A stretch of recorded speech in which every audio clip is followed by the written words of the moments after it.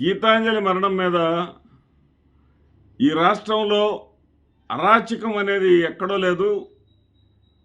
Telugu Desam party, Janasena party వాళ్ళ యొక్క social మీడియాలోనే ఉంది అనిపిస్తూ ఉంది. జగన్మోహన్ రెడ్డి గారి పట్ల అభిమానం అసలు ప్రదర్శించకూడదా? జగన్మోహన్ రెడ్డి గారు నాకు ఈ మంచి పని చేశారు అని అంటే చంపేస్తారా? ఆమె శీలానికి రేటు కడతారా? ఎన్ని 5 రూపాయలు జమ అయినాయి అని అడుగుతారా? 5 రూపాయలు దక్కాయా అంటారా? మాబోటి వాళ్ళ మీద పేటీఎం బ్యాచ్ అని 5 రూపాయలు బ్యాచ్ అని చెప్పేసి ట్రోల్స్ పెడితే అందరూ మానసికంగా అందరూ ధైర్యంగా ఉంటారా? ధైర్యంగా ఉండలేని అభాగ్యులు, ఇలాంటి గీతాంజలి లాంటి అభాగ్యులు ఏమైపోవాలి?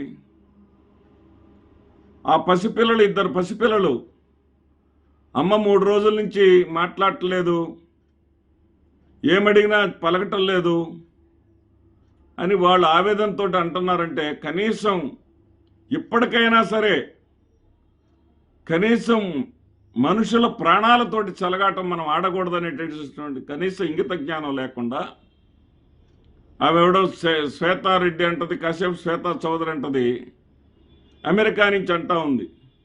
ఈ మాటలకే చనిపోయింది నిజమైతే ఈ పాటికి భారతిరెడ్డి గారు, షర్మిల గారు చాలాసార్లు చనిపోవాలి అంటది. అంటే అవే నువ్వు చెప్పిందే నిజం అది అయితే, మరి అదే క్రమంలో మహిళలంటే అందరూ ఒకటే, సెలబ్రిటీ మహిళలే కాదు, మధ్యతరగతి మహిళలైనా ఒకటే. సెలబ్రిటీ మహిళలకేమో డబ్బు ఉంటుంది, వ్యవస్థల చేతిలో ఉంటాయి, ఎవరితోనైనా సరే పోరాడగలుగుతారు. మరి బ్రాహ్మణి భువనేశ్వర్లు కూడా ఎన్నోసార్లు బ్రాహ్మణి గారు, భువనేశ్వర్ గారు కూడా ఆత్మహత్యలు చేసుకోవాలిగా. వాళ్ళ గురించి కూడా మాట్లాడండి. మీ ప్రత్యర్థుల పేర్లు ఎత్తుతారా? మిమ్మల్ని డబ్బులు ఇచ్చి పెంచి పోషించేటటువంటి వాళ్ళని గురించి మాట్లాడరా? ఏదైనా సోషల్ మీడియాని పార్టీలు వాళ్ళ కంట్రోల్లోకి తీసుకోవటం మాత్రం సమాజానికి చాలా ప్రమాదకరం. సోషల్ మీడియా వికృత రూపానికి పరాకాష్ట తెనాలికి చెందిన పేద మహిళ గీతాంజలి మరణం అని చెప్పాలి.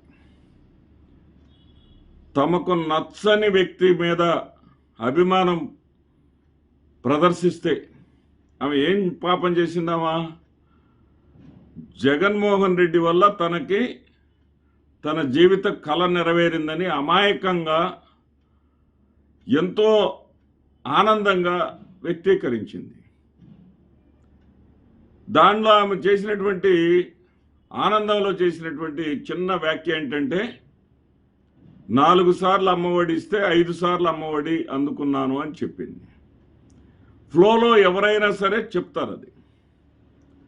దానిని జగన్మోహన్ రెడ్డి కోసం చెప్పారు అని అంటే ఎవరు కూడా ఇక మనకు నచ్చని వ్యక్తుల పేరు ఎత్తకూడదు, మాట్లాడకూడదని, మాట్లాడితే ట్రోల్ చేస్తామని, ట్రోల్ చేస్తే సెలబ్రిటీలు కేసులు పెట్టుకుంటారు, పెద్ద పెద్ద విషయాలు పెద్ద పెద్ద వాళ్ళ దగ్గరికి వెళ్ళి కేసులు పెట్టి వాటి నుంచి బయటపడతారు.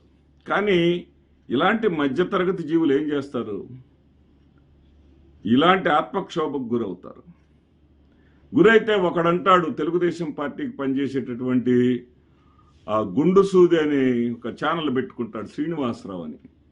అతనేమంటాడు, 7వ తారీఖు నాడు యాక్సిడెంట్ అయితే కంప్లైంట్ ఇవ్వలేదు, ఆ రోజు చెప్పలేదు, ట్రోల్ చేసినందువల్ల మా భార్య చనిపోయిందని ఇప్పుడు చెప్తున్నాడు అంటాడు.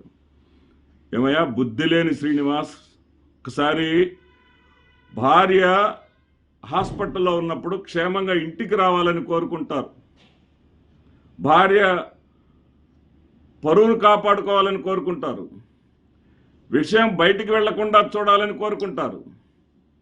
ఘోరం జరిగిపోతుందని ఎవరు అనుకోరు.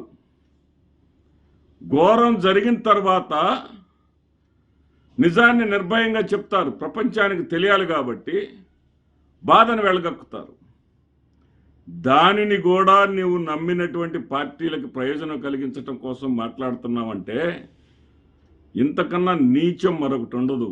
శ్రీనివాసరావు, వయసులో చిన్నవాడివి, ఒక పార్టీని గెలిపించటం కోసం ఈ రకంగా అమ్మాయి ప్రాణాలతో కూడా ఆటలాడుకునేటటువంటి నీచ స్థితికి దిగజారటం మాత్రం సబబు కాదు.